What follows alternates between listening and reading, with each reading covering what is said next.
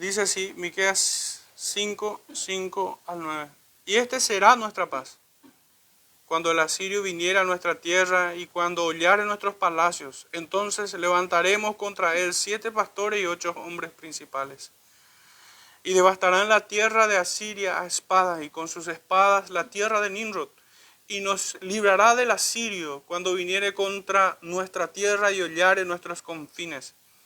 El remanente de Jacob será en medio de muchos pueblos, como el rocío de Jehová, como las lluvias sobre la hierba, las cuales no esperan a varón ni aguardan a hijos de hombres.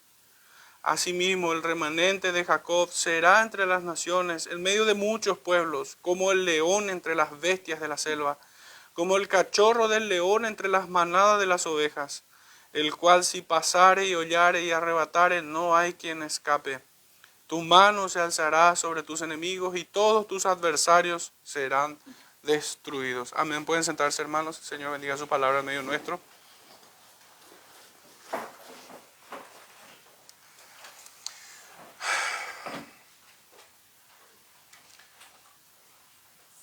El título de este sermón, hermanos, es El Dios de paz estará con ustedes.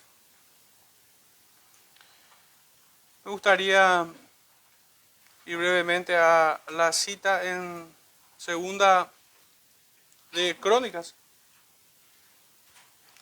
capítulo 32, para presentarle un poco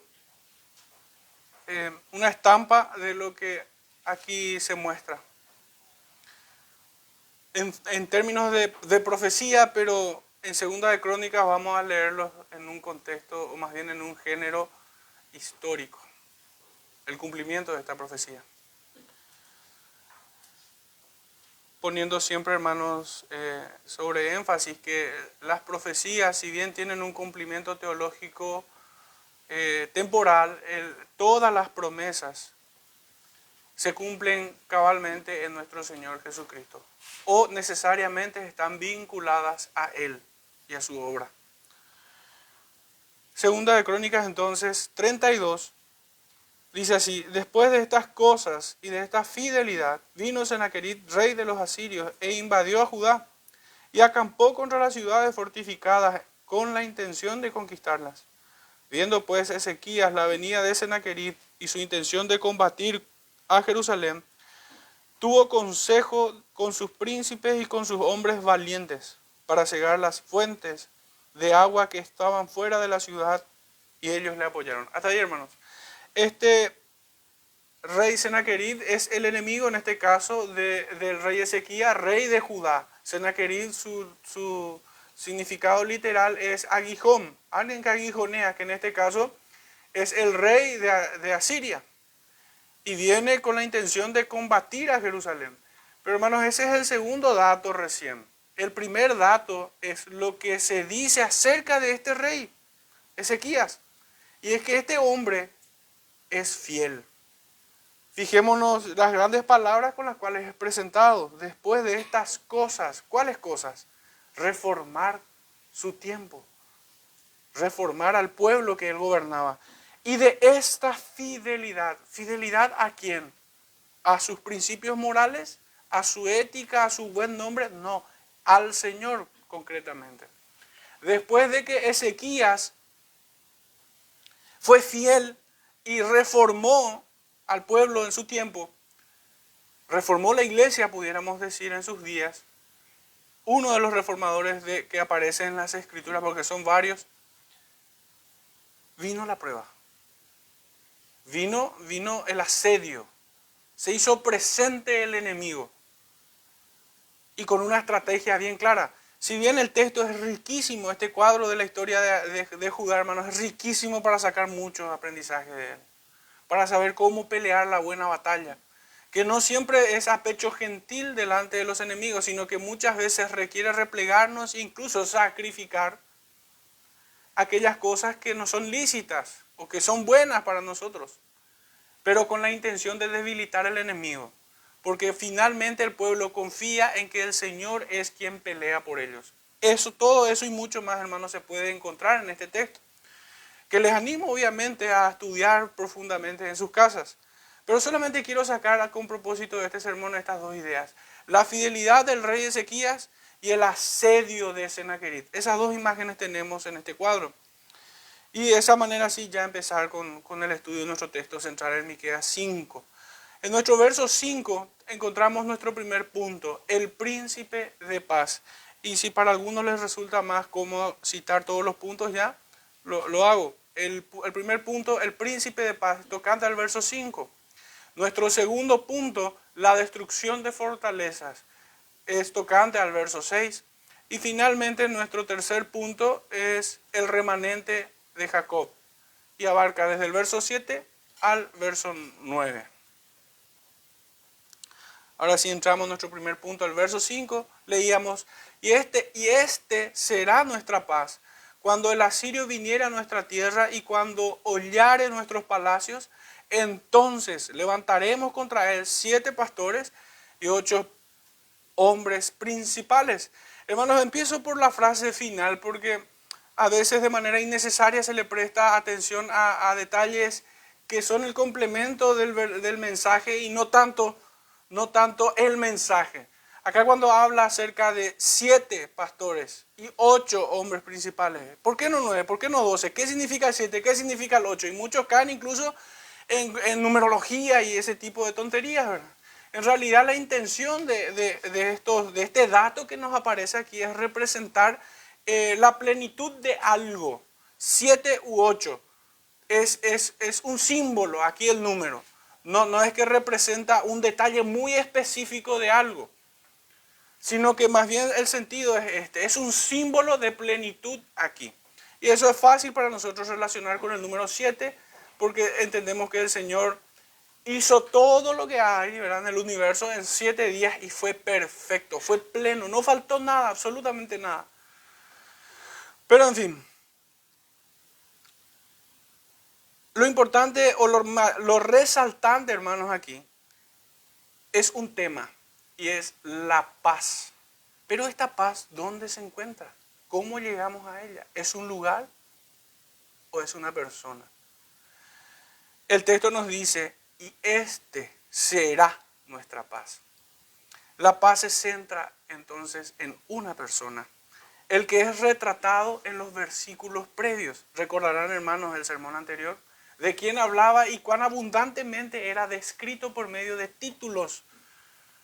El Mesías prometido hablaba de que Él es el príncipe de los pastores, el eterno que no tiene principio de días, el hijo de la Virgen de naturaleza humana. Y muchos detalles más que se hablaban de allí. El Señor de Israel, el Rey, el descendiente de David. Este es nuestra paz.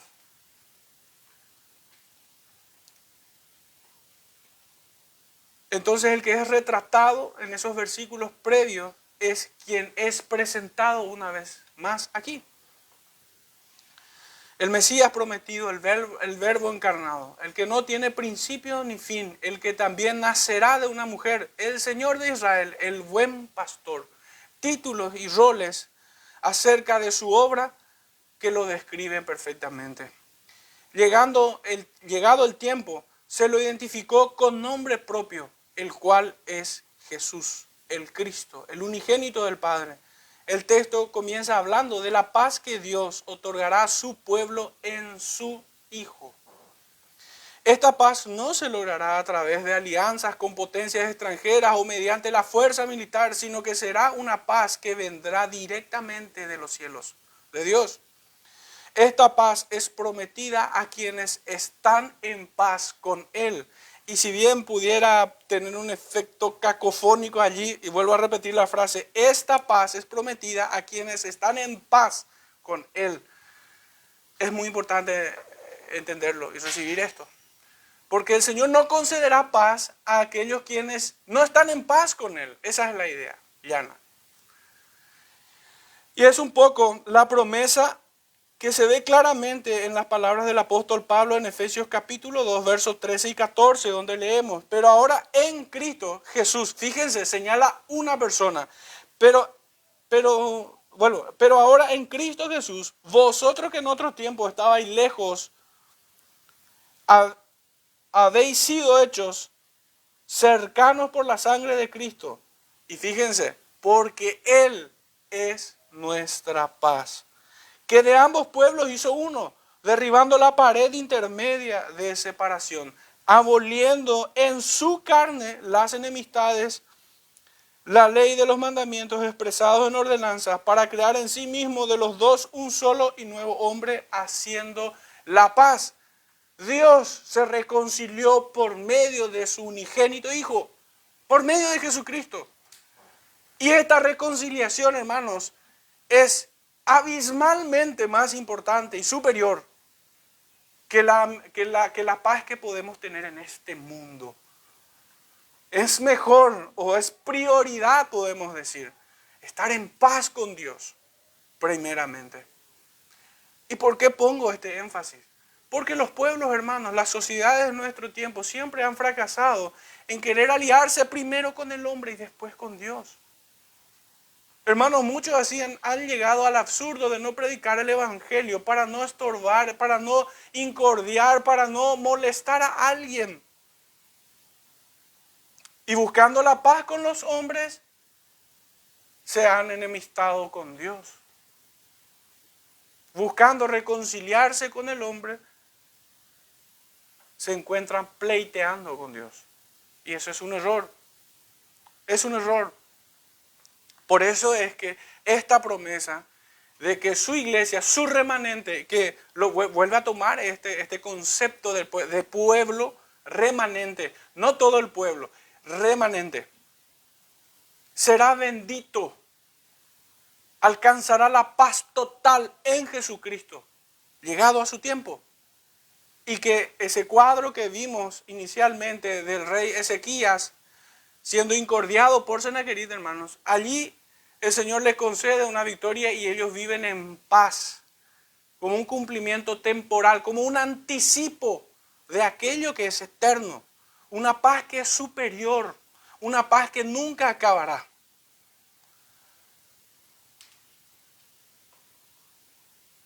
Hermanos, Él es nuestra paz, Jesucristo, como claramente lo dice el apóstol Pablo.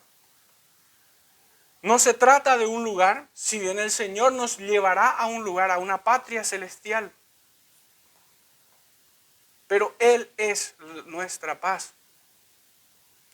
De hecho, en los evangelios leemos que tan claro es su mensaje cuando uno comprende realmente toda la riqueza de la revelación del Señor. Hermanos, cuán diferente es ahora, si hemos abrazado esta idea, este entendimiento, cuán diferente ahora es volver a leer cuando el Señor dice, mi paz os dejo. Cuán profundo es eso. Es una paz que trasciende las edades. Es una paz eterna, inquebrantable. Inquebrantable. No es una paz que está sujeta al capricho del enemigo, del contendiente o del que firma un acuerdo. No. No es una paz que dependa del hombre, es una paz que depende de Él.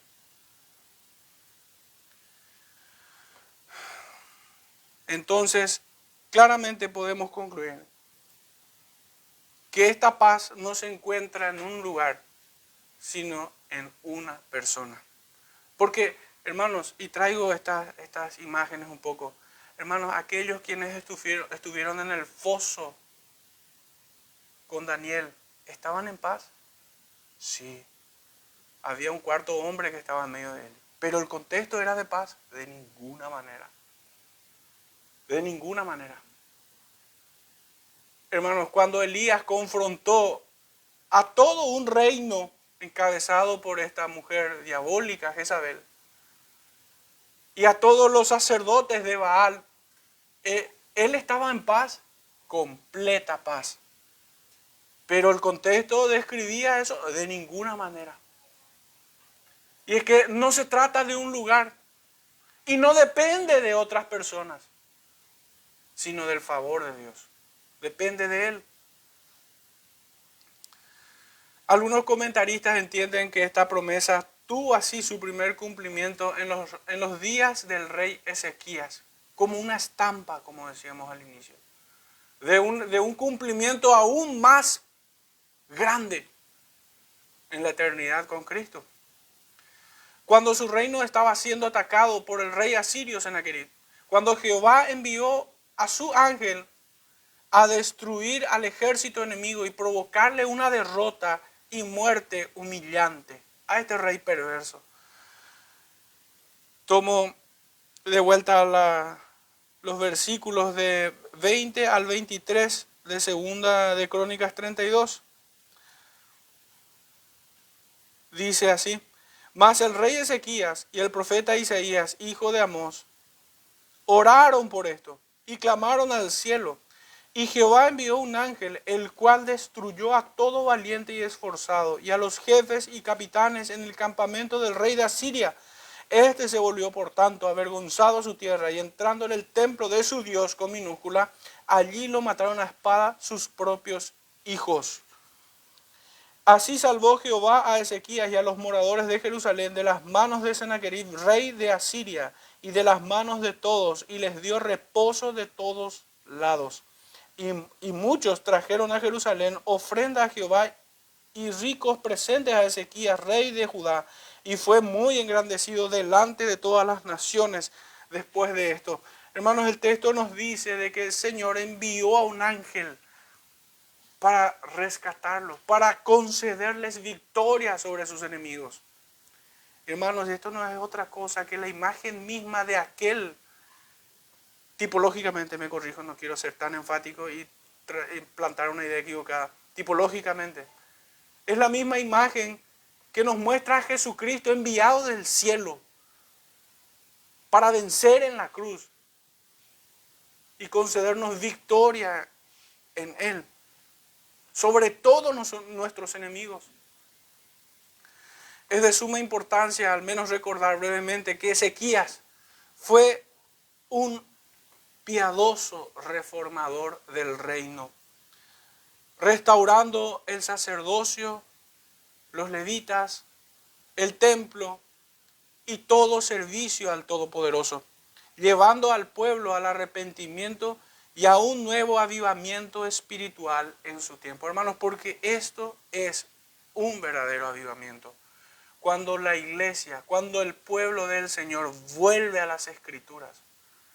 Yo sé que pudiera estar en el colectivo mental de nuestro cristianismo, que el avivamiento tiene que ver con masas, tiene que ver con llenar estadios, tiene que ver con... No tiene nada que ver con eso. De hecho, hasta es un poco contrario al concepto de remanente que está ligado a toda esta enseñanza. El concepto de avivamiento tiene que ver con el Espíritu mismo y su obra en medio de su pueblo. Tiene que ver con volver a la obediencia, con volver a descansar en Jesucristo. Como recordamos esta mañana y lo venimos haciendo intermitentemente, las palabras del apóstol Pedro cuando dice: descansad por completo en la gracia, como hijos obedientes. Tiene que ver con eso, un avivamiento espiritual. Y este avivamiento ocurre obviamente en un pecador. Y al Señor en muchas ocasiones le ha placido a muchos más al mismo tiempo. Y así es que podemos reconocer tiempos de gran avivamiento, pero avivamiento no por el número de personas, hermanos, sino por la vida espiritual que es incubada en el corazón de cada uno de ellos. Podemos ver en los registros de las Escrituras, en el Antiguo Testamento, con estos hombres como Ezequías. Podemos ver también en el tiempo de los apóstoles, cuando toda la iglesia al unísono obedecía a la voz de Dios. Se sujetaban a los preceptos divinos. Ciertamente al Señor también le ha placido en ocasiones, y no tan frecuente como muchos quisieran, o como muchos pudiéramos querer esto pudiera ser legítimo, ciertamente, si tienen una raíz realmente legítima, donde muchos creyeron y fueron avivados. pero fueron pocos momentos en la historia de la iglesia. No hubieron muchos momentos donde multitudes vinieron realmente a la palabra. No fueron muchos, esa no es, de hecho no podemos decir siquiera que es la norma. Al Señor le ha placido siempre tener un remanente. Y ese es el concepto de pueblo que vemos en las Escrituras. Hermanos, esto contradice completamente a aquellos quienes se esfuerzan por construir una mega iglesia y que con el afán de llenar sus templos licuan el evangelio, el mensaje, diluyen el mensaje y de esta manera tratan de hacer más asequible a la corrupción de este pueblo y así recibir el evangelio. Hermanos, yo no pudiera contar realmente algunas situaciones de algunas personas en particular que se congregan en iglesias y que hasta el mismo Hitler quedaría empequeñecido frente a su maldad. Muy atroz, hermanos, porque yo considero que intentar burlar a Dios es de la peor de las maldades. Es la soberbia en su punto máximo.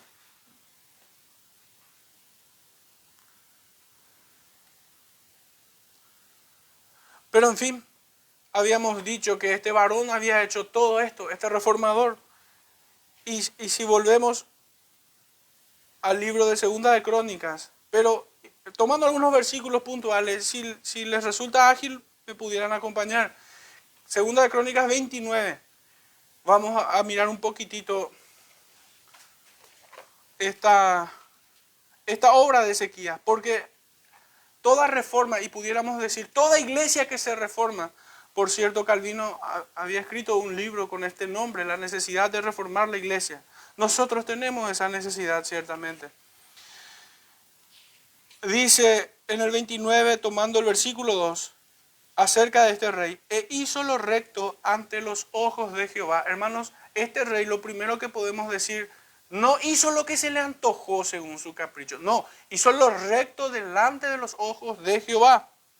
Y este es su enfoque para todo lo que voy a enunciar. Es lo que le agrada al Señor lo que él hizo, no lo que él caprichosamente pensó que estaba bien. No, sino tenía que ver con la voluntad explícita del Señor, conforme a todas las cosas que había hecho David su padre. Verso 4 dice, e hizo venir a los sacerdotes y levitas y los reunió en la plaza oriental. Verso 5 toma una frase, oídme, levitas, santificaos. Este es el mandamiento, hermanos. La iglesia no se puede reunir para entretenimiento. La iglesia, ese no es el propósito de la iglesia. Y siempre penosamente pareciera ser que apelo al absurdo, pero no es ningún absurdo, porque eso es lo que vemos cuando levantamos la mirada a todo el cristianismo actual. La iglesia se reúne para campamentos, para torneos, para congresos, para conciertos, para la hora del té, salida del shopping, para cualquier verdura se reúne la iglesia hoy. Pero ese no es el propósito, ese no es el llamado de la iglesia. El llamado de la iglesia es a santificarse. Hermanos, ¿quién me puede decir cuál es la manera objetiva y puntual, específica y práctica de cómo debemos santificarnos? En palabras de nuestro Señor Jesucristo. Santificaos en la verdad. Eso dice en Juan 17. Mi palabra es verdad. Es volver a la Escritura. Es volver a esta fuente. No hay otra forma de santificarnos ni de reformar la iglesia si no volvemos a las Escrituras. Y en estos días hablábamos también nosotros, porque a veces pudiéramos pensar de que toda la crítica va para afuera. No, también es para acá adentro, en muchas ocasiones. Hermanos, nosotros pudiéramos tropezar en un sentimiento engañoso pensando de que, pero este detallecito es minúsculo, estás exagerando. Hermanos, nosotros debemos corregirnos los detalles. O porque alcanzamos corregir aquellas cosas más grandes, vamos a dejar de corregir aquellos que son más pequeños. Uno pudiera, voy a tratar de ilustrar por medio del absurdo.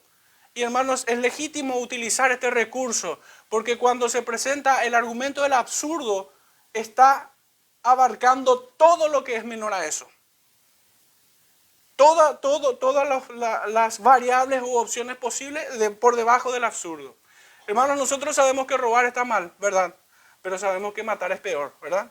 Los dos son pecados, pero sin embargo consideramos uno es peor que otro. En el sentido de pecar contra Dios es la misma cosa, pero sabemos que en cuanto a su gravedad es peor matar, ¿cierto? Bueno, es como que nosotros pudiéramos pensar, bueno, acá no hay ninguno que mata, entonces tranquilo con lo otro. No vamos a corregir eso que es menor. No mentir también dice. No, pero eso es detalle. Yo no mato. Y esa es la excusa para seguir mintiendo o robar. ¿Se dan cuenta que es absurdo? Entonces, hermanos, que ninguno se engañe cuando nosotros como iglesia buscamos corregirnos en los detalles.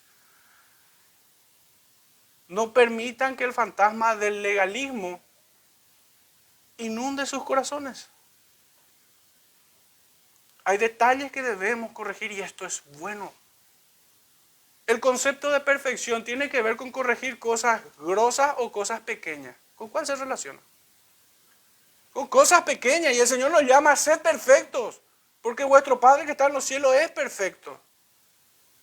Entonces, debemos esforzarnos en corregirnos en los detalles, si es que hemos cumplido con lo otro. Terrible sería, obviamente, que intentar corregir los detalles cuando no hemos corregido aún aquello que es grande. Pero en fin, yo creo que se entiende mi punto. Volviendo al texto, dice el verso 6, porque nuestros padres se han rebelado y han hecho lo malo ante los ojos de Jehová. Hay un reconocimiento público del pecado de la iglesia. Esto tampoco debiera ofendernos a nosotros cuando asumimos nuestras falencias y nuestros pecados. Debemos de corregirnos. El verso 10 dice, ahora pues yo he determinado hacer pacto con Jehová, el Dios de Israel, para que aparte de nosotros el ardor de su ira. Verso 17, comenzaron a santificarse el día primero del mes primero.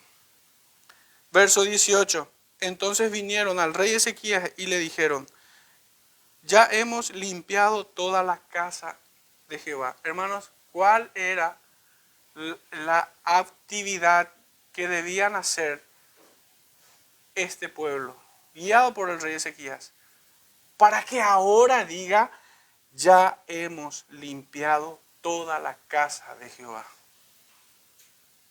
Y es la santificación, sin duda alguna. Y esta santificación es únicamente volviendo a las Escrituras.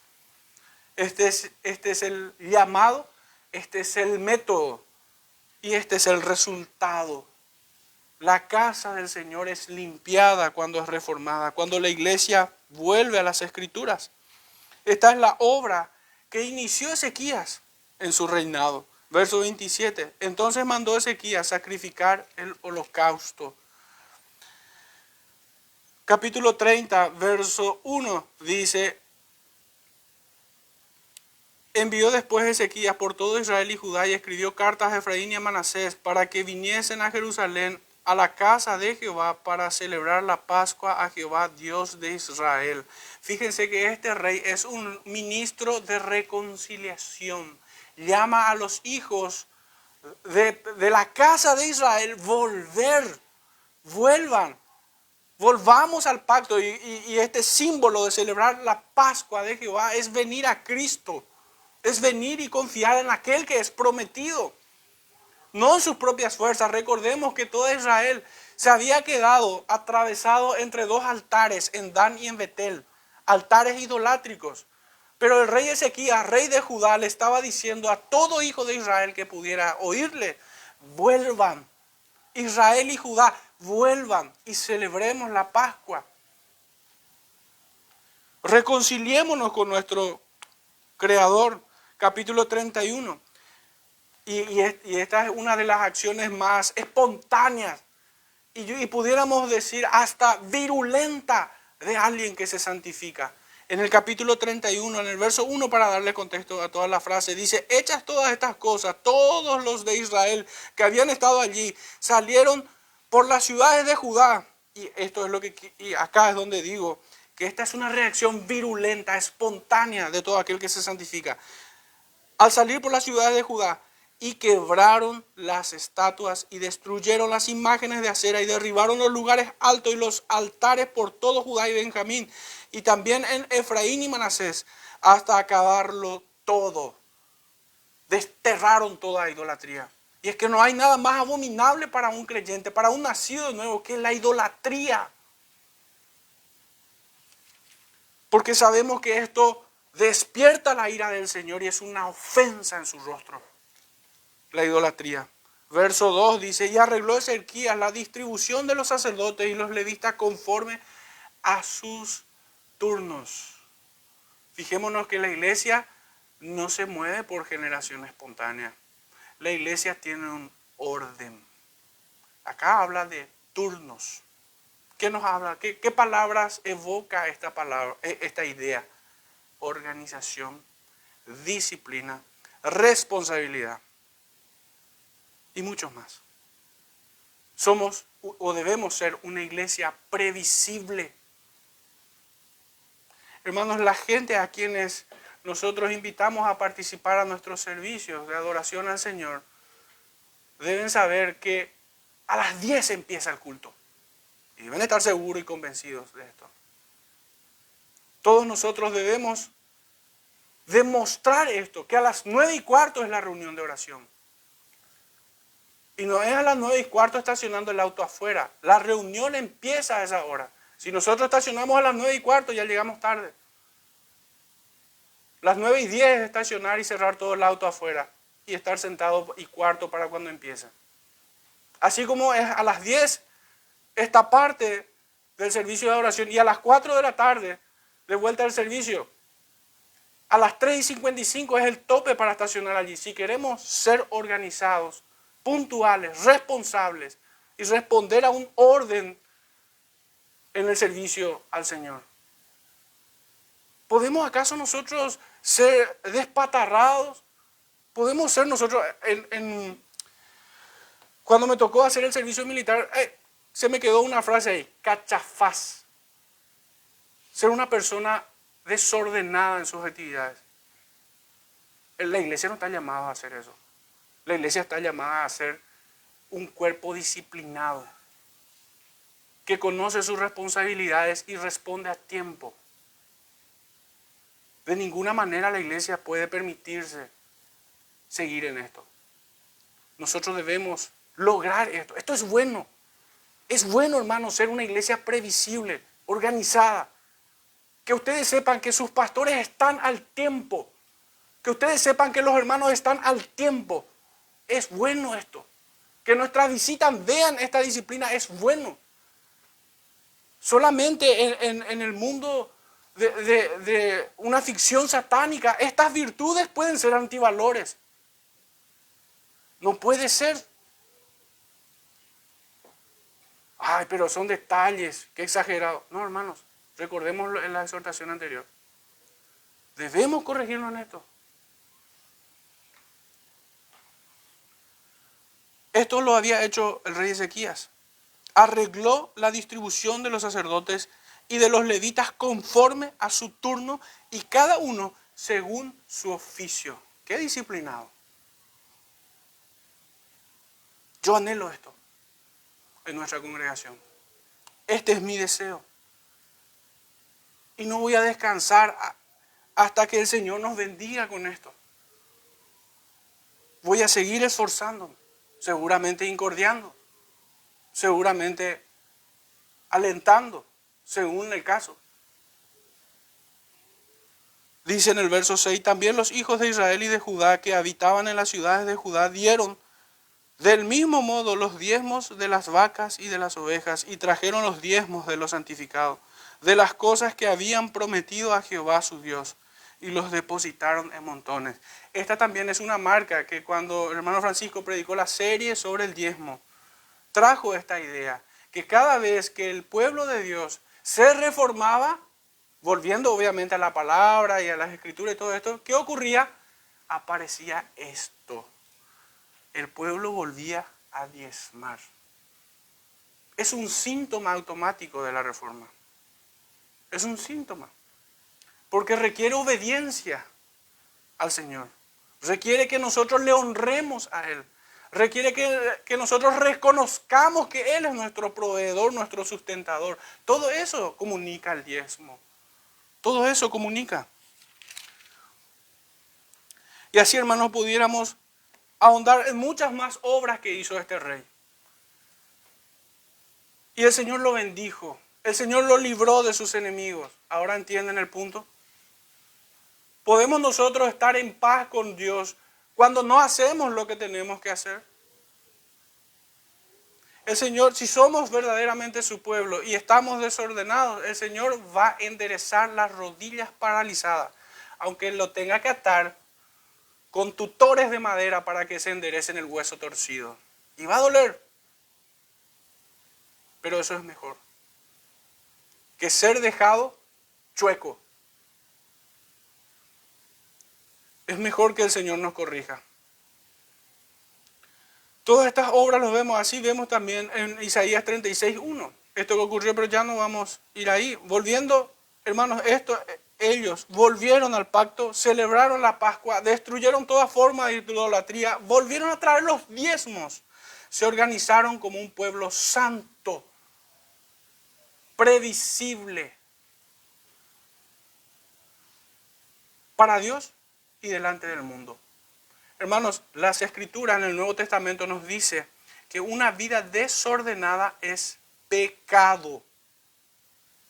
Una vida desordenada es pecado. ¿Estamos ordenados nosotros como congregación o estamos fallando? Yo creo que estamos desordenados aún. Creo que debemos ajustar algunas cuestiones. Y esto es necesario para la gloria del Señor y para la salud de la iglesia. En última instancia, volviendo a centrarnos en las palabras directas del profeta Miqueas de que Él es nuestra paz, su significado más profundo se encuentra encapsulada dentro de un tipo, que es el evento con Ezequías y Sennacherib. Una sombra, una figura, siendo la victoria del rey Ezequías ejecutada por el ángel de Jehová, llegando a la iglesia en forma de promesa, siendo nuestro protector Dios mismo. Hermanos, no es necesario ir a leer allí, pero todos van a ubicar el texto donde dice de que si Dios con nosotros, ¿quién contra nosotros? Si Dios es el que justifica, ¿quién acusará a los escogidos? Porque ni lo alto, ni lo profundo, ni ninguna cosa creada nos podrá separar del amor de Dios. El apóstol Pablo lo ha escrito en el capítulo 8 del libro de los Romanos, versos 31 al 39. Esa victoria es el cumplimiento total de esta profecía. Esta es una profecía que no se limita a los días del Antiguo Testamento, ni tan solo al evento con Ezequías, sino que nos habla de la preservación de la iglesia de Cristo. La paz que se menciona aquí no es simplemente una ausencia de guerra, sino más bien de victoria en medio de esta guerra. Esta se traduce en una paz espiritual que solo es posible para los que esperan y confían en el Señor y buscan su dirección y protección en todo momento. Alcanzable para quienes se arrepienten y tienen fe. Porque esta paz no la alcanzarán los impenitentes. Para aquellos quienes buscan su dirección y protección en todo momento. Para quienes se alejan de toda forma de corrupción e idolatría y así vuelven a la fidelidad al Señor. El Señor peleará por su pueblo, los librará de todos sus enemigos, así como lo hizo en los días de Moisés en Egipto y en los días del rey Ezequías, por medio del ángel que derrotó humillantemente a Sennacherib, que sufrió el asedio de este perverso. Y fue el mismo Dios quien envió a su siervo para destruir al rey asirio. Pero esta es la obra de Cristo. Él es el que vence por nosotros. Él es el que pelea por nosotros todas nuestras batallas. Al acercarnos más a la profecía y a los eventos tipológicos ya cumplidos y que forman parte de la historia del pueblo de Dios, nos damos cuenta que el enemigo en cierta medida, Dios le permite acercarse a su presa, la cual es la iglesia. Rodearla, asestarle golpes, causarles dolores, pero nunca derrotarlos. Hermanos, ¿cuál era la mayor derrota del Imperio Romano durante esas persecuciones tan feroces con Calígula, con Nerón, que le tiraban en el medio del circo romano al pueblo de Dios y soltaban a sus leones feroces para ser devorados? ¿Cuál era la derrota del imperio allí? Que este pueblo, estando parado delante de la misma muerte, glorificaba al Dios vivo. Y su derrota fue aún más humillante porque los historiadores cuentan que aún las personas se tiraban de las graderías al ser convencidos por la fe de estos hombres. Esa es la mayor derrota de los enemigos de Dios. No es que nos maten, esa no es victoria alguna, no es derrota para el creyente, porque la promesa del creyente es que aunque esté muerto, el que cree en mí vivirá.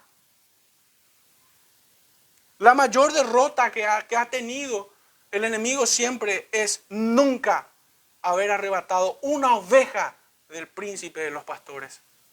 Nunca. Aunque tengan que dar su vida por él.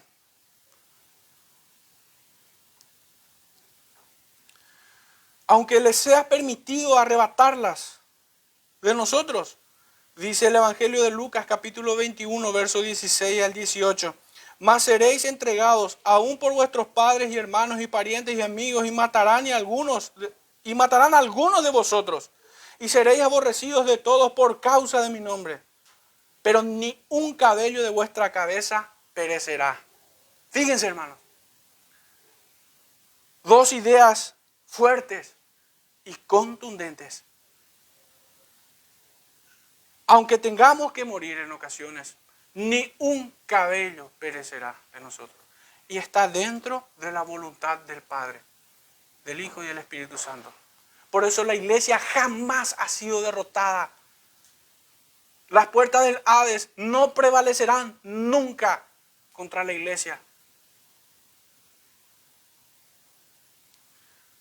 La promesa sitúa al creyente en una posición aún más elevada que toda adversidad, por encima de todas ellas.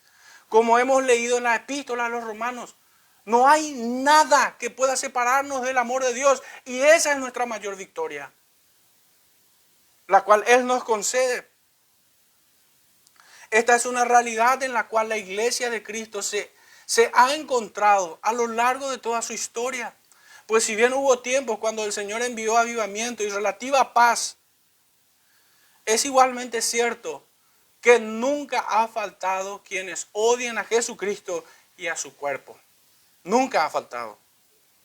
En este mundo nunca ha faltado perversos que rechinen sus dientes contra el pueblo de Dios. La doctrina que enseña que el mundo nos aborrecerá por causa de su nombre no concede tregua alguna. No dice que por algún tiempo el mundo os aborrecerá por causa de mi nombre. No. Es en un presente continuo hasta el día de Jesucristo. Aunque la victoria es segura en Él, en nuestro Señor. Por esto, Él es nuestra paz. Cristo es nuestra paz para con Dios. Y en Él tendremos paz de todos nuestros enemigos. Aunque esto implique la eliminación de ellos, como leíamos en el Salmo 92, hermanos, verso 7. Dice en el Evangelio de Juan, capítulo 14, verso 27. La paz os dejo, mis paz os doy. Yo no las doy como el mundo las da. No se turbe vuestro corazón ni tenga miedo. Hermanos, como una de las ideas que habíamos presentado al inicio, esta paz no es ausencia de guerra, de ninguna manera. Esta paz no tiene que ver con renunciar a nuestras convicciones, de ninguna manera. No es claudicar ante el enemigo.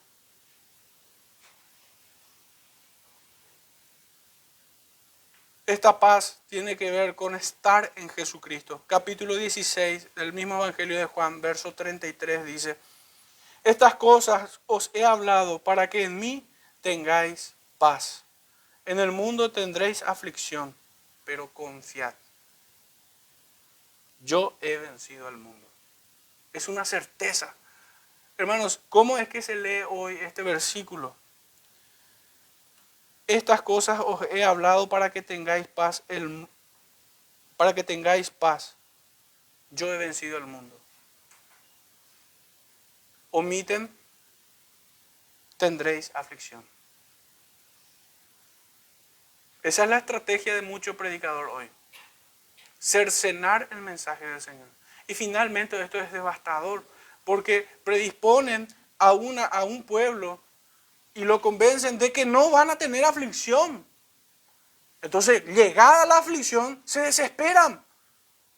Pero ¿acaso yo estoy en la fe o no estoy en la fe? Y empiezan a dudar de muchas cosas más.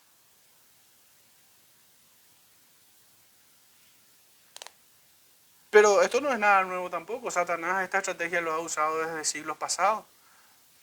En los primeros siglos de la era cristiana apareció un hombre de nombre Marción que hizo esto mismo que acabo de mostrar. Quitando todas aquellas palabras de las escrituras que no le gustaba.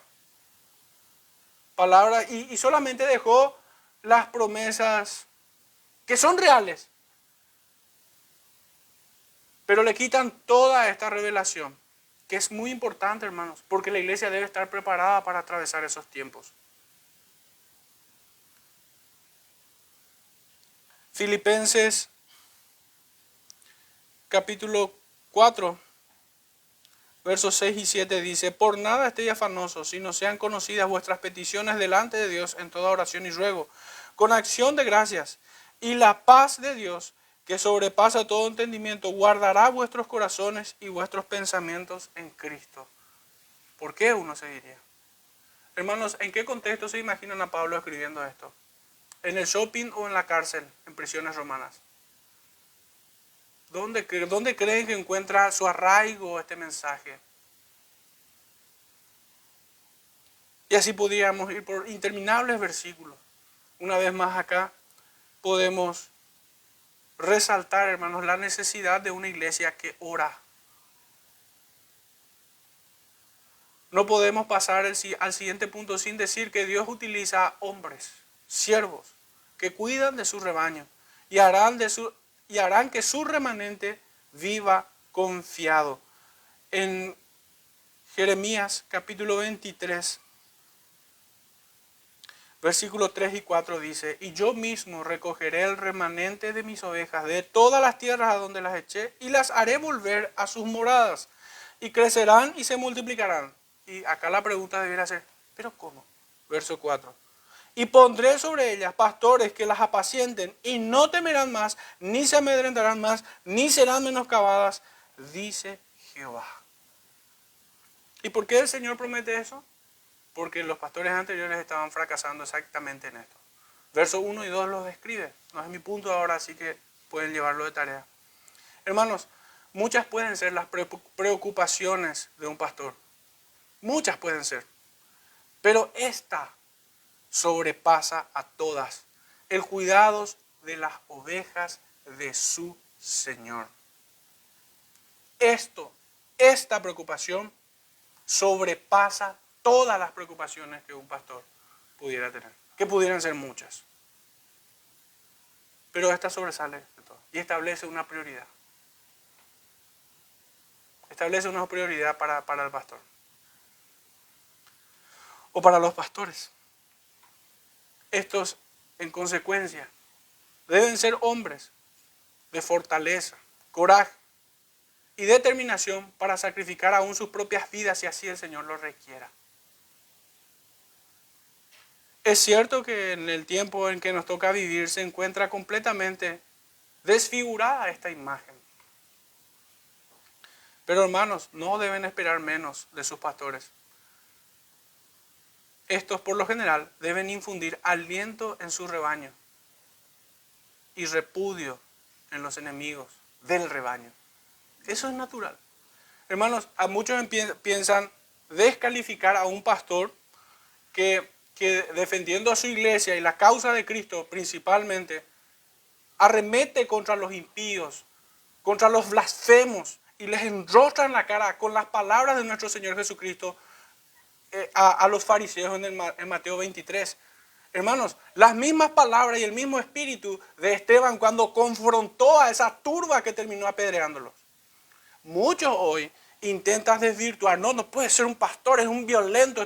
Hermanos, hubo un reformador en el pasado que dijo que un pastor tiene una mano para alimentar al rebaño y otra para tirarles piedra a los enemigos. Y eso es lo que pretendo ilustrar aquí. Un pastor que cumple su ministerio hace que su rebaño, que las ovejas de Cristo estén confiadas y que sus enemigos estén turbadas. Esa es la función de un pastor. Pero esto en nuestro tiempo en ocasiones se diluye. El pastor le hace estar confiado a la oveja y al lobo. O a veces es peor el escenario. A veces está más cómodo en el mundo y ellos habitan más confiados con él que sus ovejas. No, hermanos, ahí se está fallando. Ahí hay un error, terrible error. Entonces, hermanos, no caigamos ni compremos el cuento del mundo caído que desaprueba a pastores que los confrontan en su iniquidad. La oveja debe vivir confiado bajo el cuidado pastoral. La oveja no debe ser maltratada, sí disciplinada cuando es necesario. Pero no pensemos que el pastor va a hacer que el mundo esté confiado con él. Que el mundo le odie más que a ninguno. Buen síntoma. Buen síntoma. Porque el mundo odia a Jesucristo. El mundo les odia a ustedes. Siempre que ustedes se muestren como verdaderos cristianos delante del mundo, los vomitarán. No hay tregua para esto. Y acá pretendo acelerar un poquitito del sermón. Nuestro punto 2, tocante al verso 6, la destrucción de fortalezas. Y devastarán la tierra de Asiria a espada, y con sus espadas la tierra de Nimrod, y los librará del asirio cuando viniere contra nuestra tierra y hollare nuestros confines. Hermanos, de vuelta, enfocarnos en los detalles que son el complemento de la profecía, pero no la profecía en sí. En el versículo anterior remarcamos el significado simbólico de 7 y 8 hombres, pastores y hombres principales. Aquí el nombre o la palabra simbólica es Nimrod. El poderoso, el primer hombre poderoso sobre la tierra. Enemigo de Dios, obviamente. Aquí el nombre de Nimrod es un símbolo. A tal punto que pudiéramos decir que la tierra de Asiria es como decir la tierra de Nimrod. Pero esta palabra Nimrod simbólicamente nos dice enemigo. Un enemigo poderoso. Un poderoso cazador. Esa es la manera en que debemos interpretar el texto. Así como también, hermanos, las 12 tribus de Israel, ¿cómo eran representados? Por nombres propios de personas particulares. Judá, Neftalí, todos ellos. Así este pueblo enemigo del Señor y de su causa es representado por medio de este nombre, Nimrod. Un perverso. El texto describe una situación en la que el enemigo será arrasado en un primer momento. Esa es la primera imagen que tenemos. El enemigo será arrasado en un primer momento. Y en una segunda imagen se los ve vencidos cuando ellos invaden la tierra de Israel y destruyen sus palacios. Sin embargo, el pueblo de Dios no se quedará de brazos cruzados, sino que se levantará contra él. ¿Quiénes? Aquellos 7 y 8 que vimos en el primer versículo leído. ¿Quiénes se levantarán? Pastores y hombres principales. Son estos los que van a llevar adelante esta faena que vemos aquí, la destrucción de fortaleza. Obviamente acompañado por todo el remanente, sin duda alguna. Pero hermanos, debe ser bien visible estos hombres delante de sus congregaciones. Deben ser visibles. Si viniera una flecha de muerte, debe atravesar primero su pecho. Si no es un cobarde. Si no es un cobarde. Y no debe haber nada más vergonzoso para un padre, y así también para los pastores sin duda alguna, que sus hijos mueran primero antes que él, ante el ataque de un enemigo. Esa es la preeminencia de su servicio, de su trabajo. Debe estar en la primera fila, liderando al rebaño. Son estos hombres los que van a devastar tierras enemigas, los que van adelante en la destrucción de fortalezas. Son los que se enfrentan en primera instancia contra todos los Nimrod que este mundo pueda levantar.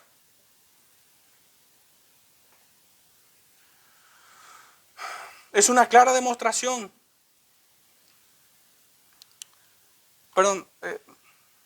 Retomo la frase. Estos líderes serán usados por Dios para devastar la tierra de Asiria con espada y liberar a Israel de sus enemigos. Esta es una clara demostración de que Dios no permitirá que su pueblo sea oprimido para siempre. No quedarán impunes, sino que actuará en su defensa. Es importante señalar que Asiria era una potencia imperialista que había conquistado gran parte del cercano oriente en aquel momento, incluyendo Israel. El texto presenta una visión profética de cómo Dios interviene para liberar a su pueblo de toda opresión, llámese Asiria, Nimrod, catolicismo, LGBT, feminismo radical, cristianismo laxo, pragmatismo, lo que fuera. Y para ello utiliza líderes y guerreros valientes para lograr su cometido. Esto es un recordatorio del poder y la providencia de Dios. Y en un segundo momento, como resultado de la devastación del campamento enemigo, estos en un contraataque contra el pueblo de Dios serán ajusticiados a espada. Esta situación también nos muestra cómo la iglesia tiene enemigos que buscan conquistarlas. Recordemos que, hermanos, Sennacherib en los días de Ezequías tenía un plan bien concreto. Sitiar, acampar, conquistar. Ese era su plan. En Segunda de Crónicas 32. ¿Y el pueblo de Dios qué debe hacer? Dice que Ezequías, el primer verbo que aparece aquí en esta estrategia del rey Ezequías, viendo pues, el verbo es ver, ser vigilante, un atalaya, no ser un distraído, estar atento. Porque su preocupación primera y máxima es el cuidado del rebaño de su Señor. Viendo pues, y el segundo verbo que aparece es tomó consejo de sus príncipes y sus hombres valientes. Obviamente, Ezequías no era un totalitario, no confiaba en sus propias fuerzas, confiaba en el consejo de Dios, que iba a hallar en medio, obviamente, de sus hermanos. Y el tercer verbo es con ánimo resuelto. Decidieron hacer lo que habían convenido. No dudaron. El enemigo tiene una estrategia en 3 puntos. Sitiar, acampar, conquistar. La iglesia debe tener también un plan bien específico para resistir. Ver, tomar consejo y hacer con ánimo resuelto. No podemos dudar en cuanto a esto. La iglesia tiene enemigos que buscan conquistarla. La verdadera lucha contra el pueblo de Dios nunca se trató de mera conquista de territorios, palacios y riquezas. Satanás siempre estuvo detrás de la destrucción de la fe de los creyentes. Sus estrategias se han basado únicamente por 2 medios: la seducción y el sometimiento. Satanás obviamente busca el presupuesto menor, la seducción, y por supuesto que es el más humillante, ¿verdad? Busca conquistar a la iglesia, al pueblo del Señor, seduciéndolo o sometiéndolo. Muchos hermanos, muchos predicadores hoy son conscientes de todo esto que estamos desarrollando en esta mañana, pero son cobardes porque son atemorizados. Sus conciencias son sometidas. No se atreven a desarrollar el mismo discurso porque van a ser despreciados por otras iglesias, por todo el cristianismo. Y otros son seducidos. La mayoría diría. Una completa liberación del pueblo de Dios requiere la destrucción total de sus enemigos. Esto se llevará a cabo cuando los siervos, o empezará, pudiéramos decir, a llevarse a cabo, cuando los siervos del Señor empuñen la espada del Espíritu y de esta manera extiendan el reino de Dios por medio del Evangelio de Jesucristo. Hermanos, en Efesios capítulo 6 habla acerca de la palabra de Dios para esta guerra espiritual. Y dice en el verso 17 y 18, si mal no recuerdo, que la palabra de Dios es la espada del Espíritu. Esta es el arma que se debe empuñar. Desde el Génesis, Dios ha instrumentado a hombres particulares para el desarrollo y cumplimiento de sus propósitos. Estos, a quienes le podemos tener por siervos de Jesucristo, no son muy diferentes a los patriarcas, profetas, jueces y discípulos de nuestro Señor en el Nuevo Testamento. En cuanto, o en términos pudiéramos decir que no son muy distintos, en cuanto o en términos de su entrega total a la causa del Evangelio, sin reservas. ¿O ustedes creen, hermanos, que Moisés se guardó algo? ¿Que Elías se guardó algo? ¿Que el apóstol Pablo tenía algo guardadito? Y no, eso no quiero renunciar. Todos ellos fueron iguales en este sentido. Su entrega fue total a la causa del Evangelio. Los requisitos y cualidades del cual deben estar dotados corresponden a un estándar muy alto, muy elevado. En cuanto a entrega me estoy refiriendo. No en cuanto a dignidad, somos todos iguales delante del Señor, hombres y mujeres, sin duda alguna.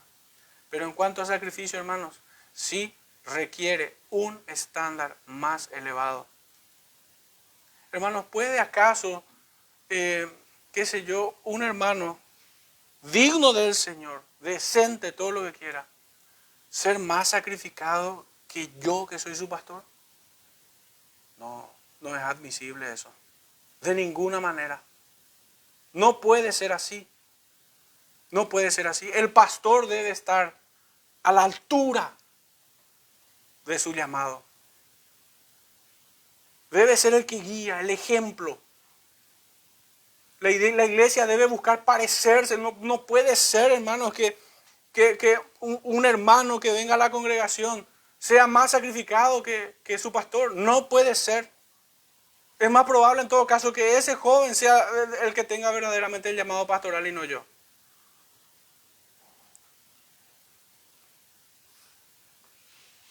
En este sentido es que todos estos hombres no son muy diferentes a los patriarcas, a los profetas, a los apóstoles del Señor. Estos quienes destruyen a todos los Nimrod que el mundo pueda levantar. En ocasiones el Todopoderoso envía en solitario a un Felipe. En otras ocasiones envía de dos en dos. A veces son enviados a recintos elegantes, como Isaías, que estuvo en la corte del reino. Y en otras ocasiones puede enviar a Pedro, a pescadores, al común del pueblo. En otras circunstancias pueden ser recibidos con elegancia y en otras ocasiones en las cárceles. El Señor hace como quiere. Y todos estos contextos y circunstancias son eso mismo, circunstanciales.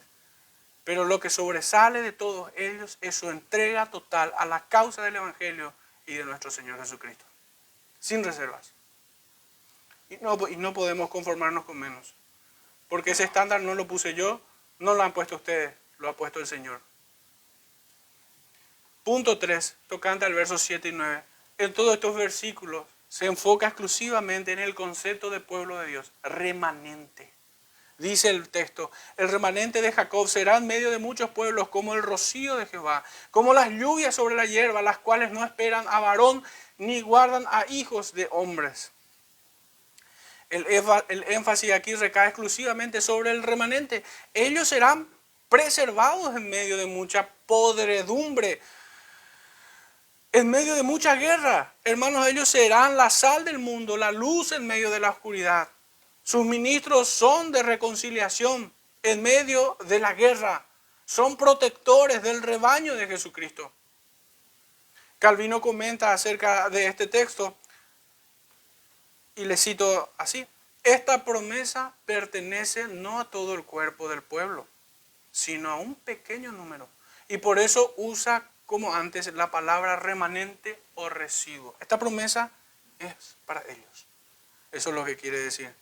No depende de manera alguna en capacidad humana. De hecho, fíjense cómo dice el texto: no esperan a varón ni guardan a hijos de hombres. No depende depende enteramente del Señor. Un poco se puede ver esta imagen también, o esta doctrina, cuando el Señor le explica a Nicodemo cómo es nacer de nuevo. Es como el viento, dice. No sabemos de dónde viene ni a dónde va, pero oímos y lo percibimos. El hombre no tiene control de eso. El Señor envía como quiere y cuando quiere. Y en esta metáfora es el pueblo comparado como el rocío sobre la tierra. Recordemos que en un momento el apóstol quiso ir a un lugar, pero el Espíritu lo detuvo a este lugar. El Señor envía a donde quiere, a sus siervos. El remanente de Jacob, que se convirtió en una fuerza poderosa en medio de muchos pueblos. Este remanente será como el rocío de Jehová, refiriéndose a su capacidad para generar vida y bendición a las naciones. Henry dirige su mirada al comentar este texto a aquel remanente señalado en Joel capítulo 2, verso 32, y que quiero citarlo. Joel 2:32 dice: y todo aquel que invocare el nombre de Jehová será salvo, porque en el monte de Sión y en Jerusalén habrá salvación, como ha dicho Jehová, y entre el remanente al cual él habrá llamado. El Señor llama a su remanente, y Henry, al comentar este texto, dirige su mirada hacia este remanente que está aquí. Y en Romanos capítulo 9 también, en su comentario, dirige también su mirada. Dice, Romanos 9:27. También Isaías clama tocante a Israel: si fuere el número de los hijos de Israel como la arena del mar, tan solo el remanente será salvo, dice. Pero quisiera citarle puntualmente en sus palabras textuales a Henry, que dice así: el pueblo de Dios no es más que un remanente, un pequeño número en comparación con los muchos que quedan para perecer, un pequeño rebaño. Para ellos son el remanente de Jacob, un pueblo en pacto con Dios y a su favor. Esas son las palabras de Henry. Fin de la cita. Esta Israel espiritual se encuentra en este mundo en medio de los pueblos, esparcida a lo largo y a su largo y su ancho, siendo como el rocío, generador de vida en medio de un valle de muerte. Estos son nacidos del cielo, son regados sobre la tierra. Estas gotas son puras y cristalinas, no contaminadas y turbias, pues son enviadas por Dios, son bendición para quienes estén cercanos. El Señor nos envía de esta manera para bendición de los hombres. Sigo con la cita de Miqueas 5. Asimismo el remanente de Jacob será entre las naciones, en medio de muchos pueblos, y acá la comparación cambia, como el león entre las bestias de la selva, como el cachorro del león entre las manadas de las ovejas, el cual si pasare y hollare y arrebatare, no hay quien escape. Fíjense, hermanos, como hasta pudiera parecer contradictorio, pero no lo es, porque ciertamente el creyente es una bendición allí donde el Señor le envía, pero al mismo tiempo es también alguien firme. Y aquí se centra la comparación del pueblo de Dios con el león en medio de la selva. En el punto anterior vimos que Dios usa siervos especiales apartados para esta tarea de luchar contra sus enemigos. Pero aquí claramente vemos cómo todo el remanente, toda la iglesia debe involucrarse en esta batalla. Solo porque el pastor debe cuidar del rebaño, ¿acaso te exime de tu responsabilidad de pelear la buena batalla? Definitivamente no. Definitivamente no. Todos somos involucrados y contados para esta batalla.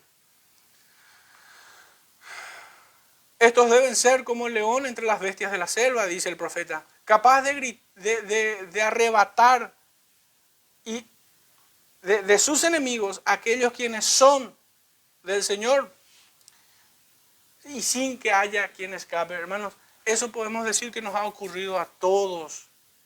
Pero hermanos, resulta para mí emocionante recordar los días en que el Señor me arrebató de los enemigos.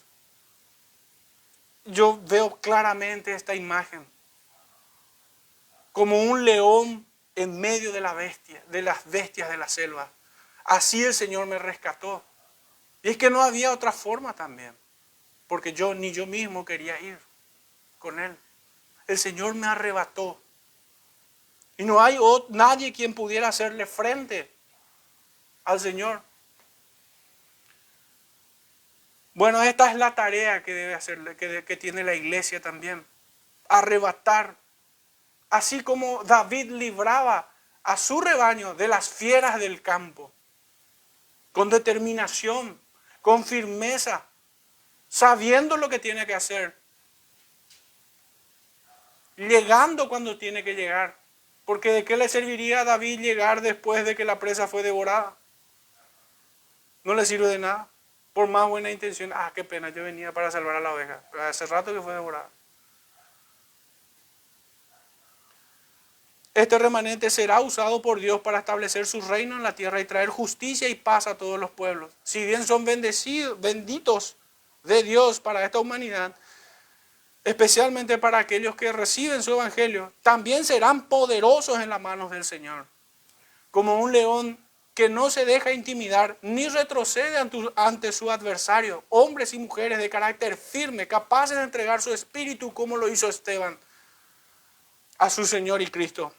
Como Pedro y Juan se sintieron por dignos de padecer por causa del nombre. Así es que serán equipados con armas poderosas en Dios para la destrucción de fortalezas, llevando cautivo todo pensamiento a la obediencia a Cristo. Esa es una dualidad del creyente, es una bendición a los lugares a donde va, pero también es alguien de carácter, de firmeza, que no cede ante el enemigo, que rescata a sus víctimas de sus fauces. Así es llamado este remanente. El texto finalmente sigue diciendo, por último, verso 9, tu mano se alzará sobre tus enemigos y todos sus adversarios serán destruidos. Hermanos, esta es la mayor seguridad y certeza que nosotros tenemos, que Dios pelea por nosotros, que Jesucristo ya los ha vencido. Sus palabras fueron, confiad en mí, yo he vencido al mundo. Esta profecía adquiere un mayor significado cuando se considera que en ese momento histórico Israel se encontró en un estado de decadencia espiritual. Y pareció que el pueblo estaba destinado a desaparecer, así como el reino del norte. Esta es una visión de esperanza en la que Dios usará a un remanente fiel para traer vida y bendición a las naciones. Esto es un recordatorio de la fidelidad de Dios hacia su pueblo y un llamado a confiar en Él y seguir sus caminos, aunque el camino parezca difícil y en ocasiones hasta imposible. Hermanos, el Señor, cuando fue imposible que el pueblo escapara de la persecución de Faraón, abrió caminos donde no los hay, en medio de las aguas, y les hizo cruzar en seco. Entonces, no hay forma de que el creyente que se aferra a su Señor perezca. Ni un pelo perecerá, el Señor dijo. El Señor ha puesto en las manos de su remanente una espada de dos filos, como bien lo leemos en Hebreos 4:12. Su palabra debe estar en nuestras bocas. Y acá quisiera leer este versículo, el Evangelio de Lucas, versos 21, 14 y 15. Dice así. Proponed en vuestros corazones no pensar antes cómo habéis de responder en vuestra defensa, porque yo os daré palabra y sabiduría, la cual no podrán resistir ni contradecir todos los que se opongan. Hermanos, esta es nuestra espada. Esta es la palabra que debe estar en nuestras bocas y no podrán resistir. Podrán matarnos, pero no podrán someter una coma de esta palabra. Esta es la espada del Espíritu. Y ahora sí ubico bien el texto. Efesios 6, 17. La victoria será para los que luchan por Jesucristo. Cerrando este sermón. Aquí tenemos una llamada a confiar en el Señor, a reformar nuestras iglesias, a hacer lo que a Él le agrada delante de sus ojos, para ser victoriosos en Él, porque el Señor concede su victoria, hermanos, a los que se arrepienten y tienen fe, no a los impenitentes como Jeroboam, no a aquellos que persistieron en sus pecados como Caín. El Señor concede la victoria de todos nuestros enemigos espirituales. Diría que hasta los enemigos de carne y hueso son hasta secundarios, porque nuestros peores enemigos están dentro de nuestros corazones. Y es allí donde nosotros debemos pelear, primeramente. Derribando todo argumento que se levanta en contra de Dios. No debemos minimizar todo aquello que se opone a su plan. No debemos minimizar. No caigamos en ese error de que los detalles no son importantes. Muchos pudieran estar angustiados y preguntarse, pero ¿por qué Dios permite que sus fieles atraviesen tiempos de persecución y angustia? Así lo describía Ezequías. Después de estas cosas y de esta fidelidad, vino Sennacherib, rey de Asiria. Dice, ¿por qué el Señor? Su siguiente pregunta pudiera ser, ¿por qué no nos libra de todo eso? La respuesta no es sencilla y no es breve tampoco. Pero algunas ideas que responden suficientemente a esto es que tiene que ver con su disciplina. El Señor permite que atravesemos esas situaciones para disciplinarnos, para ser conscientes del llamado que el Señor nos hace. El Señor nos cuenta como embajadores. El Señor nos cuenta como soldados. El Señor nos cuenta como, vemos aquí, como hombres de fe. También para ejercitarnos en humildad y en completa dependencia de Él. Porque a veces el confort y la comodidad nos confunden en este sentido.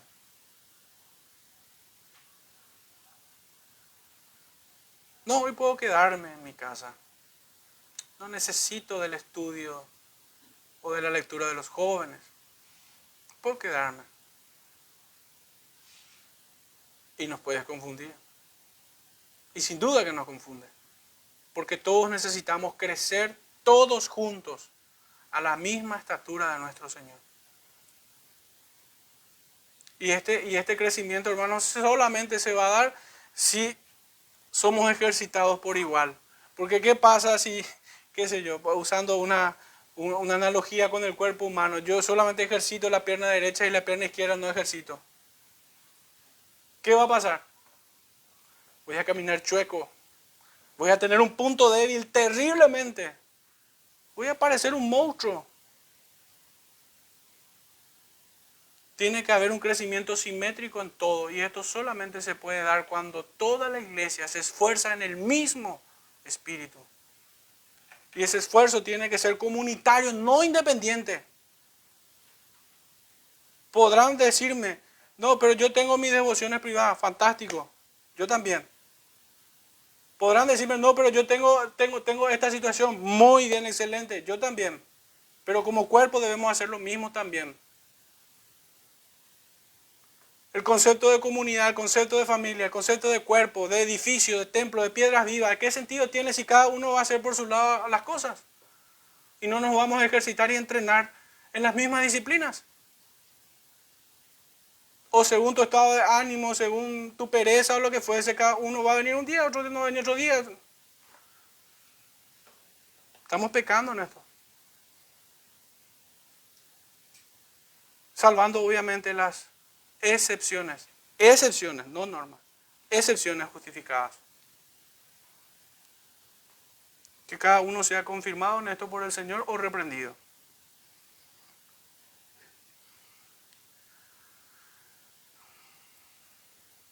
El Señor permite para que experimentemos estas situaciones, el Señor permite para que experimentemos su poder redentor. ¿Quién se va a sentir salvado en un paraíso, disfrutando del sol, las playas y el mar? Nadie se va a sentir redimido de nada. Pero cuando nosotros atravesamos el valle de sombra y de muerte y somos visitados por el Señor, experimentamos esto, su redención, de manera cercana, vívida, hasta sensorial pudiéramos decir. El Señor nos ha quitado de las tinieblas a su luz admirable. Esos vagos e inútiles con los cuales nos reuníamos antes ya no están en nuestro entorno, o no debieran estar.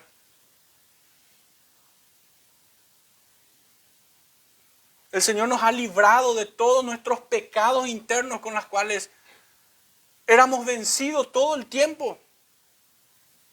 Hoy ya no es así, o no debiera ser así. Y todo esto es finalmente para su gloria. No hay mérito alguno en nosotros.